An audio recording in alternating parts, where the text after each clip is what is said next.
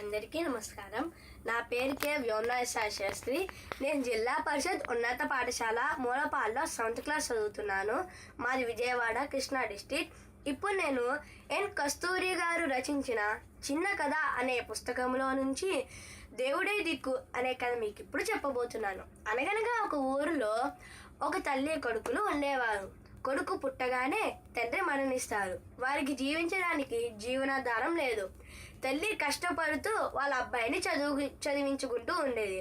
వాళ్ళ అబ్బాయి కూడా ఆసక్తితో 10వ తరగతి పరీక్షల వరకు వచ్చాడు. 10వ తరగతి పరీక్షల ఫీజు 50 రూపాయలు.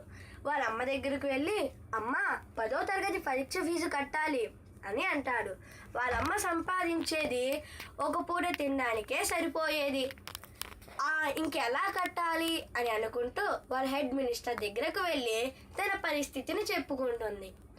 అప్పుడు ఆయన, అమ్మ మా చేతుల్లో ఏమీ లేదు, అవన్నీ గవర్నమెంట్ రూల్స్ అని చెప్తున్నాడు. ఆమె బాధపడుతుంది.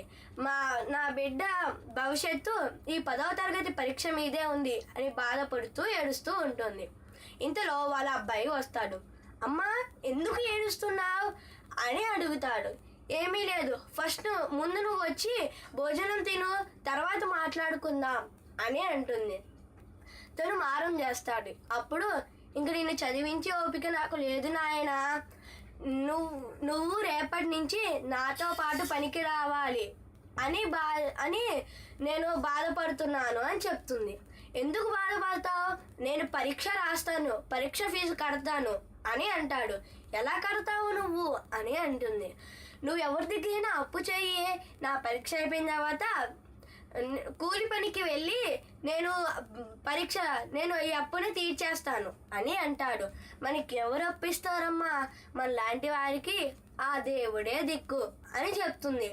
దేవుడు ఎవరమ్మా అని అడుగుతుంది. దేవుడు గొప్పవాడు, అతను సర్వ ఐశ్వర్యాలు ఉన్నవాడు.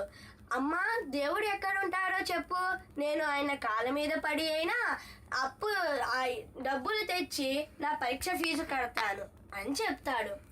ఆయన వైకుంఠంలో ఉంటాడు, ఆయన పేరు నారాయణుడు అని చెప్తుంది. అప్పుడు అతను గబగబా జోబు తడుక్కుంటూ పోస్ట్ ఆఫీస్ దగ్గరకు వెళ్తాడు. తన దగ్గర ఉన్న డబ్బుతో ఒక పోస్ట్ కార్డ్ వస్తుంది. తీసుకుని తన ప్రార్థనను రాసి తీసుకుని వెళ్ళి పోస్ట్ బాక్స్లో వేయడానికి ప్రయత్నిస్తాడు. అదేమో పెద్ద స్తంభానికి కట్టి ఉంటుంది. తను ప్రయత్నిస్తాడు. ఇదేమో కిటికీలో నుంచి పోస్ట్ మాస్టర్ గారు చూస్తున్నారు. బయటకు వచ్చి, నాయనా ఆ జాబు ఇవ్వు, నేను వేస్తాను అని చెప్తాడు. పోస్ట్ మాస్టర్ గారు, ఇది తొందరగా చేరేటట్టు చూడండి, నా 10వ తరగతి ఫీజు కట్టడానికి నాకు డబ్బులు కావాలి, ఇది చేరిందనుకోండి నాకు డబ్బులు వస్తాయి అని చెప్తాడు. సరే ముందు ఆ జాబు ఇవ్వు, నేను వేస్తాను, వచ్చేటట్టు చూస్తాను అని చెప్తున్నాడు. సరే అని ఇస్తాడు. దాని మీద ఉన్న అడ్రస్ అని చూస్తారు. ఈ అడ్రస్ నీకు ఎవరు చెప్పారు అని పోస్ట్ మాస్టర్ గారు అడుగుతారు. ఇది మా అమ్మ చెప్పిందండి, నారాయణ గారు గొప్ప ధనవంతులంట, మా లాంటి వారికి సహాయం చేస్తారట అని అడుగుతాడు.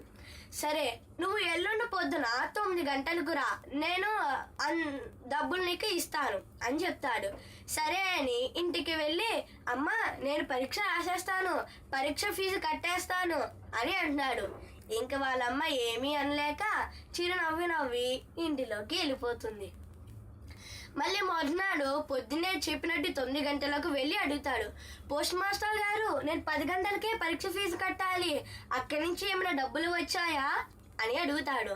ఇదిగో నాయన వచ్చాయి అని అంటూ కవర్ ఇస్తాడు. కవర్ తీసుకుని గబగబా ఇంటికి వెళ్ళి వాళ్ళమ్మకి ఇస్తాడు. అమ్మ ఇదిగో డబ్బులు అని ఇస్తాడు. అసలుకి వీడికి డబ్బులు ఎక్కడివి? దొంగలించాడా, లేకపోతే ఎవరినైనా అడిగాడా? మా లాంటి వాళ్ళకి ఎవరు ఇస్తారు అని అనుకుంటూ వెంటనే కోపంతో, అరే నీకు ఇది ఎవరిచ్చారా, వారి దగ్గరికి తీసుకుపా అని అంటాడు. అమ్మ నువ్వు చెప్పిన నారాయణ గారే నాకు ఇచ్చారు, కావస్తే పోస్ట్ మాస్టర్ అడుగు అని అంటాడు. వెళ్తారు. ఆ అబ్బాయిని బయట నుంచోపెట్టి వాళ్ళ అమ్మగారు లోపలికి వెళ్ళి పోస్ట్ మాస్టర్ గారిని అడుగుతారు. ఏమండి మా అబ్బాయి చెప్పింది నిజమేనా అని అడుగుతారు. అవునమ్మా, ఇది భగవంతుడే పంపించాడు. మొన్న మీ అబ్బాయి రాసిన పోస్ట్ని చూస్తే నా హృదయం తరుక్కుపోయింది. ఆ భగవంతుడే నా హృదయంలోకి వచ్చి ఈ డబ్బులు అందించారు, దయచేసి తిరిగి ఇవ్వవద్దు, ఆ పసిబాడి విశ్వాసాన్ని పాడి చేయవద్దు అని చెప్తున్నాడు. మనం అందరం నిమిత్త పాత్రములే అని చెప్తాడు. ఈ కథ నుండి మనము ఏమి తెలుసుకోవాలి అంటే, నిర్మలమైన ఉదయంతో సంపూర్ణమైన విశ్వాసంతో భగవంతుని ప్రార్థిస్తే మనం కోరిన దారిని ఏదో ఒక విధంగా మనకు అందిస్తాడు. అందరికీ ధన్యవాదములు.